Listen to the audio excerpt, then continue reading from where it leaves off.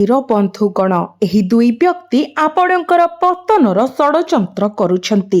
सेमाने किए एवं काहेकि सेमाने आपणको नष्ट करबाको भरपूर चेष्टा करुछंती। एही भिडियो रे मु एही दुई जनक विषय तिक्त सत्य प्रकाश करिबी। जदि आपण समय मध्यरे सतर्क न हुअंती तेबे एही दुई जन आपणको एवं आपणकर समग्र परिवार को धूली रे परिणत करिदेबे। सेमाने आपणकर घर को ध्वंसावशेषରେ परिणत କରିଦେବେ। କାରଣ ଏହି ଦୁଇ ଜଣ ଅପରିଚିତ ନୁହନ୍ତି, ସେମାନେ ଆପଣଙ୍କର ନିଜ ଲୋକ। ଯେତେବେଳେ ଆପଣ ସେମାନଙ୍କର ନାମ, ମୁହଁ ଏବଂ ପରିଚୟ ଜାଣିବେ ଆପଣ ସମ୍ପୂର୍ଣ୍ଣ ଭାବରେ ଆଶ୍ଚର୍ଯ୍ୟ ହୋଇଯିବେ। ଏହା ଆପଣଙ୍କର ପାଦ ତଳୁ ମାଟି ଖସାଇ ଦେବ। ସେମାନେ ଆପଣଙ୍କ ପ୍ରତି ସେମାନଙ୍କର ଶତ୍ରୁତା ଦ୍ୱାରା ସମ୍ପୂର୍ଣ୍ଣ ଭାବରେ ଆକ୍ରାନ୍ତ, ଅନ୍ଧ ହୋଇଯାଇଛନ୍ତି। ସେମାନଙ୍କର ଶିରା ପ୍ରବାହ ଏକ ଏକକ ଗ୍ରାସକାରୀ ଇଚ୍ଛାରେ ସ୍ପନ୍ଦିତ ହୁଏ ଆପଣଙ୍କର ଘରକୁ ଧ୍ୱଂସାବଶେଷରେ ପରିଣତ କରିବା ଏବଂ ଆପଣଙ୍କର ପରିବାରକୁ ନଷ୍ଟ କରିବା। ଧ୍ୟାନ ସହିତ ଶୁଣନ୍ତୁ, କାରଣ ଆଜି ରାତି 11ଟା ପରେ ଆପଣଙ୍କ ଜୀବନରେ ଘଟୁଥିବା ଘଟଣା ଗୁଡ଼ିକ ସାଧାରଣ ନୁହେଁ। ଏହି ଭିଡ଼ିଓରେ ମୁଁ ଏହି ଦୁଇ ବ୍ୟକ୍ତିଙ୍କ ସହିତ ଆପଣଙ୍କର ସମ୍ପର୍କକୁ ବ୍ୟାଖ୍ୟା କରିବି ଏବଂ ପ୍ରକାଶ କରିବି ଯେ ସେମାନେ ଆପଣଙ୍କର କେତେ ନିକଟତର। ସେମାନେ ରକ୍ତ ସମ୍ପର୍କୀୟ, ବନ୍ଧୁ, ପରିବାର କିମ୍ବା ପଡ଼ୋଶୀ ହୁଅନ୍ତୁ। ଥରେ ଆପଣ ଜାଣିପାରିଲେ ଯେ ସେମାନେ କିଏ, ମୁଁ ଗ୍ୟାରେଣ୍ଟି ଦେଉଛି ଯେ ଆପଣ ସମ୍ପୂର୍ଣ୍ଣ ଭାବରେ ଆଶ୍ଚର୍ଯ୍ୟ ହୋଇଯିବେ।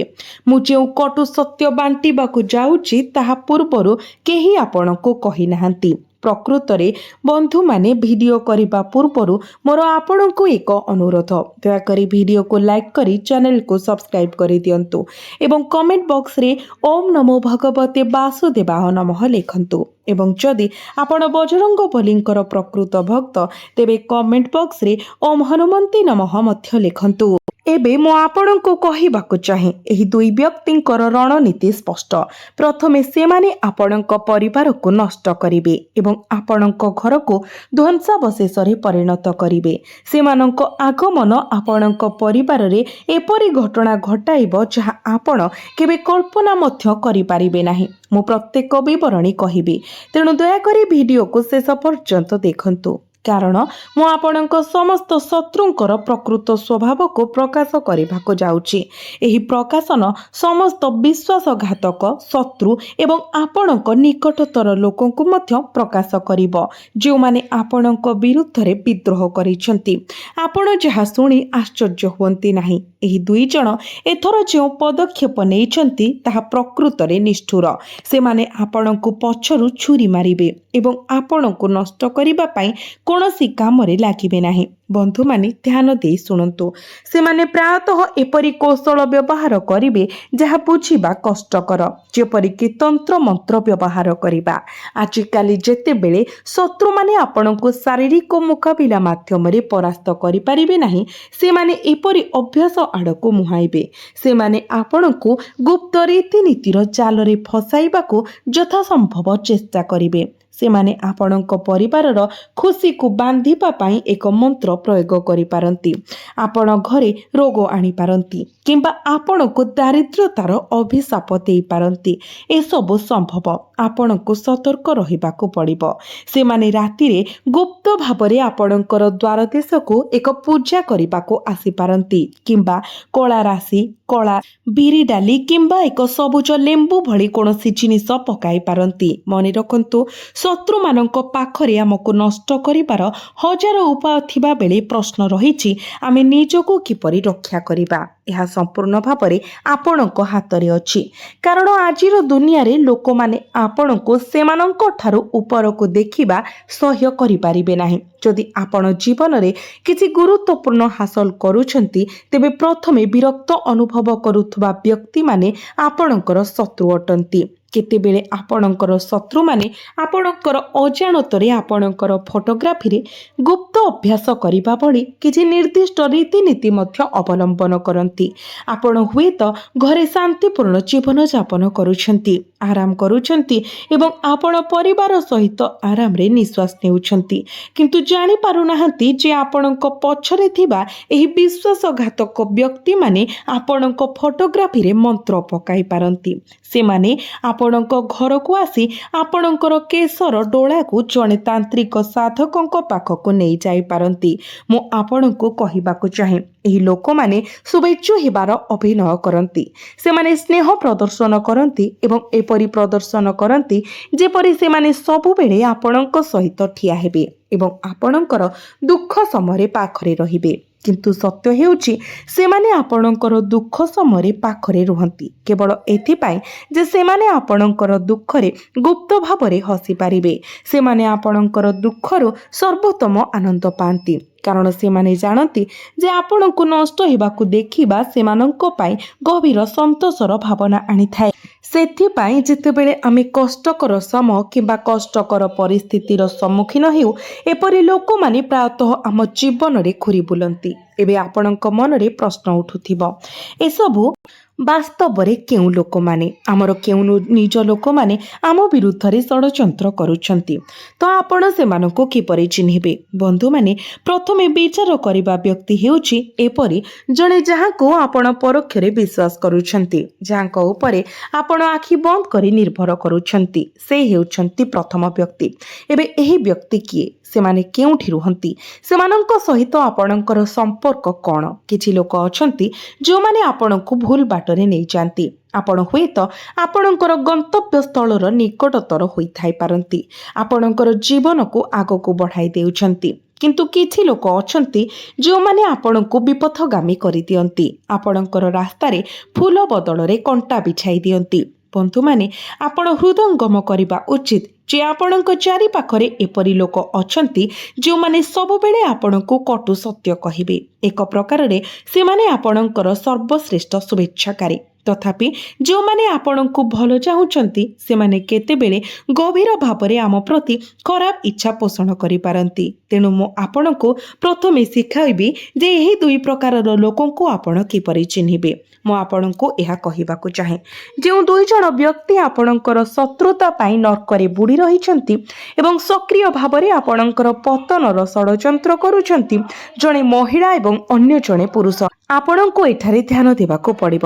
ଆପଣଙ୍କୁ ଜାଣିବା ଆବଶ୍ୟକ ଯେ ସେମାନଙ୍କୁ କିପରି ଏଡ଼ାଇବା, ସେମାନଙ୍କୁ କିପରି ଚିହ୍ନିବା ଏବଂ ସେମାନେ କେଉଁ ରୂପରେ ସମ୍ପର୍କ କିମ୍ବା ନାମରେ ଆପଣଙ୍କ ସହିତ ଜଡ଼ିତ। ମୁଁ ଏସବୁ ବୁଝାଇବି, କିନ୍ତୁ ତା ପୂର୍ବରୁ ମୁଁ କିଛି ସଂକେତ ବାଣ୍ଟିବି। ଯଦି ଆପଣ କଠିନ ପରିଶ୍ରମ କରନ୍ତି ଏବଂ ବହୁତ ଟଙ୍କା ରୋଜଗାର କରନ୍ତି, ଆପଣଙ୍କର ପରିବାରକୁ ଖୁସି ରଖିବା ପାଇଁ ଦିନ ରାତି ପରିଶ୍ରମ କରନ୍ତି, ଏହା ଆଜି ଏକ ସାଧାରଣ ସ୍ୱପ୍ନ। ସମସ୍ତେ ଚାହାନ୍ତି ଯେ ସେମାନଙ୍କର ପିଲା, ପରିବାର, ସ୍ତ୍ରୀ, ପିତାମାତା ଖୁସି ରୁହନ୍ତୁ ଏବଂ ହସୁଥାନ୍ତୁ। ଏହା ସ୍ୱାଭାବିକ। ତଥାପି ଯେତେବେଳେ ଆମେ ନବୀକରଣ କରୁ, ଘରେ କିଛି ନୂଆ ଆଣୁ, ଆମର ରହିବା ସ୍ଥାନକୁ ଉନ୍ନତ କରିବାକୁ ଚେଷ୍ଟା କରୁ, ଏକ ନୂତନ ଘର କିମ୍ବା ଗାଡ଼ି କିଣୁ କିମ୍ବା ଆମ ଜୀବନରେ କୌଣସି ନୂତନତ୍ୱ ପ୍ରଚଳନ କରୁ, ସେତେବେଳେ ଆମ ଚାରିପାଖରେ ସବୁବେଳେ ଏପରି ଲୋକ ଥାନ୍ତି ଯେଉଁମାନେ ଆମର ପ୍ରଗତି ଦେଖିବାକୁ ସହ୍ୟ କରିପାରନ୍ତି ନାହିଁ। କେବଳ ଆପଣଙ୍କ ଚାରିପାଖରେ ଦେଖନ୍ତୁ, ଏପରିକି ଆପଣଙ୍କର ନିଜ ପରିବାର ମଧ୍ୟରେ ମଧ୍ୟ। ଯଦି ଆପଣ କିଛି ନୂତନ କରୁଛନ୍ତି, ତେବେ ପ୍ରାୟତଃ ସେହି ଲୋକମାନେ ହିଁ ସବୁଠାରୁ ଅଧିକ କ୍ଷୋଭ ଅନୁଭବ କରନ୍ତି। ସେମାନେ ସିଧାସଳଖ ଆସି ଆପଣଙ୍କୁ କହିବେ ନାହିଁ କିମ୍ବା ସେମାନେ ଖୋଲାଖୋଲି ଭାବରେ ତାହା ଦେଖାଇବେ ନାହିଁ, ବରଂ ଗଭୀର ଭାବରେ ସେମାନେ ଦୁଃଖିତ ହୁଅନ୍ତି କାରଣ ସେମାନେ ଆପଣଙ୍କର ପ୍ରଗତି ଦେଖିବାକୁ ସହ୍ୟ କରିପାରନ୍ତି ନାହିଁ। ଏପରି ଶତ୍ରୁମାନେ ଆପଣଙ୍କୁ ଖୋଲାଖୋଲି ଭାବରେ ସାମ୍ନା କରନ୍ତି ନାହିଁ, ବରଂ ଆପଣଙ୍କର ପଛ ପାଖରେ ସେମାନେ ଆପଣଙ୍କ ବିରୁଦ୍ଧରେ ଗୁପ୍ତ ଅଭ୍ୟାସ କିମ୍ବା ରୀତି ମଧ୍ୟ ବ୍ୟବହାର କରିପାରନ୍ତି। ଏହା ମନେ ରଖନ୍ତୁ, ଯଦି ଆପଣଙ୍କ ଚାରିପାଖରେ ଏପରି ଲୋକ ଅଛନ୍ତି ଯେଉଁମାନେ ଆପଣଙ୍କ ସଫଳତାକୁ ପ୍ରକୃତରେ ଈର୍ଷା କରନ୍ତି, ତେବେ ସେମାନଙ୍କ ସହିତ ତୁରନ୍ତ ସମ୍ପର୍କ ଛିନ୍ନ କରନ୍ତୁ। କିନ୍ତୁ ଆମେ କିପରି ଜାଣିପାରିବା ଯେ ସେମାନେ ଆମ ପ୍ରଗତିକୁ ପ୍ରକୃତରେ ଈର୍ଷା କରନ୍ତି କି ନାହିଁ? ମୁଁ ଆପଣଙ୍କ ସହିତ କିଛି ବାଣ୍ଟିବାକୁ ଚାହୁଁଛି। ଧ୍ୟାନ ଦେଇ ଶୁଣନ୍ତୁ।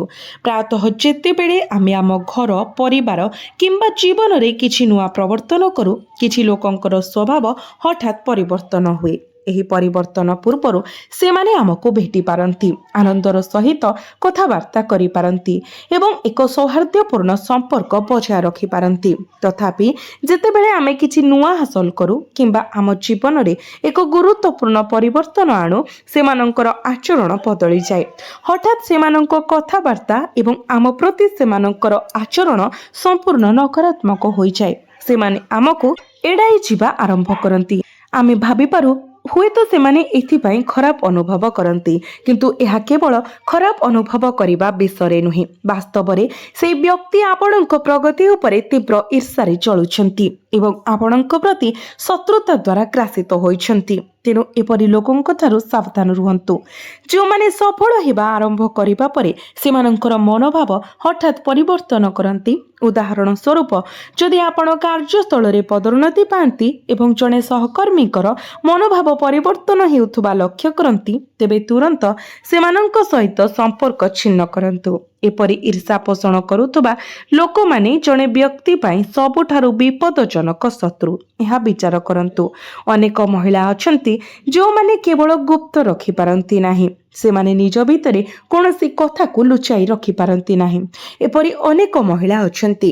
ଆମେ ଏହା ଆମ ନିଜ ପରିବାର ମଧ୍ୟରେ ମଧ୍ୟ ଦେଖୁ। ଆମର ଅନେକ ସମ୍ପର୍କୀୟଙ୍କୁ ବିଚାର କରୁ। ଉଦାହରଣ ସ୍ୱରୂପ, ପରିବାରରେ କିମ୍ବା ଆମ ସମ୍ପର୍କୀୟମାନଙ୍କ ମଧ୍ୟରେ ଏପରି ଜଣେ ମହିଳା ଥାଇପାରନ୍ତି ଯାହାଙ୍କୁ ସନ୍ତତି ମିଳିନାହିଁ। ବର୍ତ୍ତମାନ ଯେତେବେଳେ ଏକ ସନ୍ତାନ ଜନ୍ମ ହୁଏ କିମ୍ବା ଆମ ଘରେ ଛୋଟ ପିଲା ଥାଆନ୍ତି, ସେତେବେଳେ ପ୍ରାୟତଃ ଏହି ମହିଳାମାନେ ହିଁ ସେମାନଙ୍କର କୁଦୃଷ୍ଟି ଆମ ପରିବାରକୁ ସବୁଠାରୁ ଅଧିକ ପ୍ରଭାବିତ କରେ। ଏହି ମହିଳାମାନେ ପ୍ରାୟତଃ ପିଲାମାନଙ୍କ ବିଷୟରେ ଦୋଷ ଖୋଜନ୍ତି। ସେମାନେ ପଚାରନ୍ତି, ଆପଣଙ୍କର ପିଲା ଏପରି କାହିଁକି ଆଚରଣ କରୁଛି, କିମ୍ବା ଆପଣ କାହିଁକି ଆପଣଙ୍କର ପିଲାମାନଙ୍କୁ ଏପରି ଭାବରେ ପରିଚାଳନା କରୁନାହାନ୍ତି। ସେମାନଙ୍କର ନିଜର କୌଣସି ସନ୍ତାନ ନାହିଁ ଏବଂ ସେମାନଙ୍କୁ ପାଳନ କରିବାରେ ସେମାନଙ୍କର ପ୍ରତ୍ୟକ୍ଷ ଅଭିଜ୍ଞତା ନାହିଁ। ତଥାପି ସେମାନେ ଆମ ଘରକୁ ଆସି ସମାଲୋଚନା କରନ୍ତି। ତେଣୁ ଏପରି ମହିଳାଙ୍କ ପ୍ରତି ଟିକେ ସତର୍କ ରହିବା ଉଚିତ, କାରଣ ସେମାନଙ୍କ ଦୃଷ୍ଟି ପ୍ରାୟତଃ ନକାରାତ୍ମକ ପ୍ରଭାବ ପକାଇଥାଏ। ମୁଁ ଆପଣଙ୍କୁ ସେମାନଙ୍କ ସହିତ ସମ୍ପର୍କ କାଟିଦେବାକୁ ପରାମର୍ଶ ଦେଉନାହିଁ, କିନ୍ତୁ ଏହା ବୁଝିବାରେ ସାହାଯ୍ୟ କରେ ଯେ ଏପରି ମହିଳାମାନଙ୍କର ମାନସିକତା ପ୍ରାୟତଃ ଭିନ୍ନ। ସେମାନେ ନିଜକୁ ଭାବନ୍ତି, ଭଗବାନ ମୋତେ କାହିଁକି ସନ୍ତାନ ଦେଲେ ନାହିଁ, ମୋତେ ଏହି ଆଶୀର୍ବାଦ କାହିଁକି ମିଳିଲା ନାହିଁ। ଫଳସ୍ୱରୂପ ସେମାନଙ୍କର ମାନସିକ ଯନ୍ତ୍ରଣା ଏତେ ଅଧିକ ହୋଇପାରେ ଯେ କେତେକ ସମୟରେ ସେମାନେ ଅନ୍ୟମାନଙ୍କ ସନ୍ତାନର କ୍ଷତି ମଧ୍ୟ କରିପାରନ୍ତି। ଏପରି ମହିଳାମାନେ ଆମ ଜୀବନରେ ଅଛନ୍ତି। ଧରାଯାଉ ଆପଣଙ୍କର ସ୍ୱାମୀ ଭଲ କରୁଛନ୍ତି, ଆର୍ଥିକ ଦୃଷ୍ଟିରୁ, ପାରିବାରିକ ସ୍ଥିତି ଦୃଷ୍ଟିରୁ କିମ୍ବା ଜୀବନର ଅନ୍ୟ କୌଣସି ଦିଗରେ। ଯଦି ଜିନିଷଗୁଡ଼ିକ ଭଲ ଚାଲିଛି, ତେବେ ପ୍ରାୟତଃ ଆମର ସମ୍ପର୍କୀୟମାନଙ୍କ ମଧ୍ୟରେ କେତେକ ସମୟରେ ଆମ ନିଜ ପରିବାର ମଧ୍ୟରେ ମଧ୍ୟ ଯେଉଁମାନେ ଦେଖୁଛନ୍ତି ଏବଂ ଭାବନ୍ତି ତାଙ୍କ ସ୍ୱାମୀ ଏତେ ଟଙ୍କା ରୋଜଗାର କରନ୍ତି, ସେ ତାଙ୍କ ସ୍ତ୍ରୀର ପ୍ରତ୍ୟେକ ଆବଶ୍ୟକତା, ପ୍ରତ୍ୟେକ ଖୁସି ଏବଂ ପ୍ରତ୍ୟେକ ଇଚ୍ଛା ପୂରଣ କରନ୍ତି। ତଥାପି ଯେତେବେଳେ ସ୍ୱାମୀମାନେ ଏହା କରିବାରେ ବିଫଳ ହୁଅନ୍ତି, ସେମାନେ ସବୁଠାରୁ କୁଦୃଷ୍ଟିର ଲକ୍ଷ୍ୟ ହୋଇଯାଆନ୍ତି। ଏହି ଲୋକମାନେ ମୂଳତଃ ଶତ୍ରୁ, ବନ୍ଧୁ, କାରଣ ସେମାନେ ସେତେବେଳେ କ'ଣ କରନ୍ତି? ସେମାନେ ଏକ ଖରାପ ଦୃଷ୍ଟି ପକାଇଥାନ୍ତି ଏବଂ ଗୁପ୍ତ ଅଭ୍ୟାସ କିମ୍ବା କଳାଜାଦୁର ଆଶ୍ରୟ ନିଅନ୍ତି। ଆଜିର ଦୁନିଆକୁ ଦେଖନ୍ତୁ। ଅନେକ ଲୋକ ଅଛନ୍ତି ଯେଉଁମାନେ ଅନ୍ୟମାନଙ୍କୁ ଖୁସି ଦେଖିବା ସହ୍ୟ କରିପାରନ୍ତି ନାହିଁ, ତଥାପି ସେମାନେ ଅନ୍ୟ କାହାର ବିନାଶ ଦେଖିବାରେ ସମ୍ପୂର୍ଣ୍ଣ ଆରାମଦାୟକ। ଆଜିକାଲି କେହି ଅନ୍ୟ ବ୍ୟକ୍ତିଙ୍କୁ ଉଠିଥିବା ଦେଖିବାକୁ ଚାହାନ୍ତି ନାହିଁ। ଯଦି କେହି ଉଚ୍ଚତାକୁ ଉଠୁଛନ୍ତି, ତେବେ ଅନେକ ଲୋକ ତାଙ୍କ ଗୋଡ଼ ଧରି ତଳକୁ ଟାଣିବାକୁ ପ୍ରସ୍ତୁତ ଅଛନ୍ତି। ଏହି ପରିସ୍ଥିତିକୁ ବିଚାର କରନ୍ତୁ। ଆପଣଙ୍କର ପିଲା ସୁସ୍ଥ ଅଛି, କିନ୍ତୁ ହଠାତ୍ ଅସୁସ୍ଥ ହୋଇପଡ଼େ। ଆପଣଙ୍କ ଘରେ ଏହା ଘଟିଛି କି? କିଛି ମହିଳା ଆସିଥାନ୍ତି ଏବଂ ସେମାନଙ୍କ ଆସିବା ପରେ ତୁରନ୍ତ ପିଲାଟି ଖରାପ ନଜରର ଶିକାର ହୁଏ। ପିଲାଟି ଚିଡ଼ିଚିଡ଼ା ହୋଇ କାନ୍ଦିବାକୁ ଆରମ୍ଭ କରେ। ସେହିପରି ଯେତେବେଳେ କିଛି ଲୋକ ଆସିଥାନ୍ତି, ସ୍ୱାମୀ ଏବଂ ସ୍ତ୍ରୀଙ୍କ ମଧ୍ୟରେ ସମ୍ପର୍କ ହଠାତ୍ ଯୁକ୍ତିତର୍କ ଏବଂ ବିବାଦରେ ପରିଣତ ହୋଇଯାଏ। ସାମାନ୍ୟ କଥା ଉପରେ ପରିସ୍ଥିତି ଅନୁପାତରୁ ଅଧିକ ବଢ଼ିଯାଏ। ପରିସ୍ଥିତି କଳ୍ପନା କରିବା ଅପେକ୍ଷା ବହୁତ ଖରାପ ହୋଇଯାଏ। ଆପଣଙ୍କ ଘରେ ଏହା ଘଟିଛି କି? ବନ୍ଧୁମାନେ, ଆମର ପରିବାର ପ୍ରାୟତଃ ଖୁସି ଥାଏ, କିନ୍ତୁ ହଠାତ୍ ଏକ ରୋଗ ଆକ୍ରାନ୍ତ ହୁଏ, ଯାହା ଆମକୁ ଡାକ୍ତରଖାନାକୁ ଅନବରତ ଯିବାକୁ ବାଧ୍ୟ କରେ। ସବୁକିଛି ଠିକ୍ ଦେଖାଯାଏ। ବାପା ମା ଏବଂ ପିଲାମାନେ ଖୁସି, ସୁସ୍ଥ ଜୀବନଯାପନ କରନ୍ତି, किंतु तापरे किछि लोक आसीबा परे एही असुविधा आरंभ हुए। आपणक सहित केबे यह घटिछि कि? जदि हाँ, दयाकरी कमेंट बॉक्स रे जणातु। तेणु आपणकु एही दुई प्रकारर लोकंक विषय कहबाकू चाहे। से माने किए? संपर्कर प्रकृति एवं सेमानंक ठारू निजकु किपरि दूरेई रखिबे। एमाने सेही लोक जो माने आपणकर उन्नति को घृणा करंती एवं आपणकर लोकप्रियता को ईर्षा करंती। आपणक मुहरे से माने मीठा कथा कहंती, ध्यान देई शुणंतु, किंतु आपणक पछपटे से माने विष बाहर करंती। सेथिपाई मु जो प्रकारर लोकंक विषय वर्णना करुछि सेमानंक प्रति आपण सर्वदा सतर्क रहिबा उचित। आपण देखंतु, आपणकर सबुठारु विपदजनक एवं लुकायित शत्रु हेउछि जणे जହାର मानसिकता आपणक सहित संघर्ष करे। विशेष करी एपरि जणे जହାର प्रकृति आपणक सहित मेल खाए नाही। यह संभव जे आपणक चिंताधारा, आचरण एवं स्वभाव सेमानंक सहित मेला खाए नाही। सर्वोपरि आपण जणे बहुत शांत व्यक्ति। मु जाने जे आपणक राशिर व्यक्ति विशेष माने सर्वदा अन्य मानक पाई भलो करिबाको चिंता करंती। निज जीवन रे जेते प्रतिकूल परिस्थितिर सम्मुखीन हेले मध्य सेमाने सकारात्मक कार्य एवं चिंताधारा उपरे ध्यान दियंती। मु आपणकु किछि कहिबाकू चाहे। जेतेबेले आपण एक माइल खुंट हासिल करंती, आपण स्वाभाविक भावरे समस्तंको आपणक सहित आनिबाकू चाहंती। आपण भाबंती मु आज किछि हासिल करिछि, तेणु मु समस्तंको सांगरे नै सेमानंको निकटतर रखिबा उचित। तथापि आपणको मने रखिबाकू पड़िबो जे समस्ते प्रकृतरे आपणक पक्षरे नाहंती। आपणको एठारे टिके सतर्क रहिबाकू पड़िबो। भगवान शनि वर्तमान आपणको एपरि लोकंक ठारू रक्षा करिवे। यह विचार करंतु, आपणक जीवन रे केही अछंती कि? पुरुष हुंतु किंबा महिला जହାର नाम म अक्षररु आरंभ हुए सेमानंको भलो भाबरे पर्यवेक्षण करंतु। जदि आपण टिके सफलता पाइछंती किंबा आपणक जीवन परिस्थिति रे उन्नति होईछि, तेबे कोन सेई व्यक्तिंकर स्वभाव बदलिछि? आपण सेमानंक उपरे बहुत विश्वास रखिथिले एवं सेमाने आपणक सहित ठिया हेबाको प्रतिश्रुति देइथिले, किंतु कोन सेमाने वर्तमान प्रकृतरे आपणक सहित अछंती? जदि सेमानंकर स्वभाव किंबा मनोभाव बदली जाइछि, तेबे अनुभव करंतु जे आपण जानि परिबे नाही जे सेमानंक मनरे कोन चलिछि। आपण तुरंत एपरि व्यक्तिंक सहित संपर्क छिन्न करिबा उचित। आपण भाबुथिबे किंतु मोर माँ, बापा किंबा भाई भौणींकर नाम एम अक्षररु आरंभ हुए। ना, ताहा मूल कथा नुहे। सेमानंकर स्वभाव देखंतु। आपणंकर प्रगति परे एहा परिवर्तन होईछि कि ना सेमानंक सहित आपणंकर संपर्क पूर्व परि रहिछि? यह विचार करिबा पाई गुरुत्वपूर्ण विषय। कारण केतेक समय आपण निकटतम लोक माने मध्य प्रकृतरे आमर निजर नुहंती। सेमाने केवल आपणक मुहरे अभिनय करंती जे सेमाने आपणकर दुख समय प्रथमे आसीबे एवं आपणकर दुखरे सहभागी हेबे, किंतु सचेतन रुहंतु, सेमाने आपणक दुखरे दुखित हेबे नाही। प्रकृतरे सेमाने एथिरु सबुठारु अधिक आनंद पाइबे। मने रखंतु जे अनेक लोक अछंती जो माने समस्तंकु सेमानंक जीवन यात्रा रे सांगरे नेबाकू योजना करूछंती, किंतु आपण केबे विचार करिबा पई अटकीछंती कि जो मानक उपरे आपण विश्वास करिबा आरंभ करिबा समय निर्भर करिथिले सेमाने आज मध्य आपणक पाखरे अछंती कि नाही? आपण देखंतु, आपणकर संपर्क बढ़िबा सहित प्रायतः एपरि घटे जे अन्य माने आपणकर प्रगति देखि सह्य करि पारंती नाही, जहा विषय आपण भलो भाबरे जानती। एबे जहांकर नाम जी अक्षररु आरंभ हुए जणे पड़ोशी, जणे संपर्कीय किंबा जणे सहकर्मी मध्य होई पारंती। ध्यान देई शुणंतु, मु सेमानंकर स्वभाव कहूछि। सेमाने आपणक मुहरे मीठा कथा कहंती, सब बेले आपणक सहित सहमत हुअंती, दुखरे दुखी हेबार प्रतिश्रुति दियंती।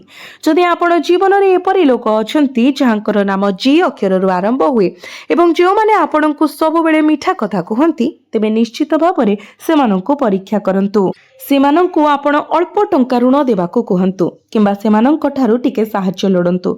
जदि सेमाने तुरंत आपणक पाई आसंती, तेबे सेमाने वास्तव रे आपणकर शुभेच्छु, किंतु जदि सेमाने पछघुंचा दियंती किंबा मना करंती, तेबे बुझी नियंतु जे एही व्यक्ति पुरुष हेउ कि महिला आपणको निराश करुथबा लोकंक मध्यरे अछंती। तो बंधु माने मु आपनको सबु किछि शेयर करिछि। वर्तमान मु एठारे निर्दिष्ट संपर्क प्रकाश करि नाही, जदिओ मु ठीक भाबरे जाने ଏହା कौन, कारण मु चाहू नाही जे मोर कथा सेही लोकमानंक सहित आपणकर संपर्क रे फाट सृष्टि करू। मु चाहे आपण सतर्क रुहंतु एवं भाबी चिंती आगकू पाद बढ़ांतु।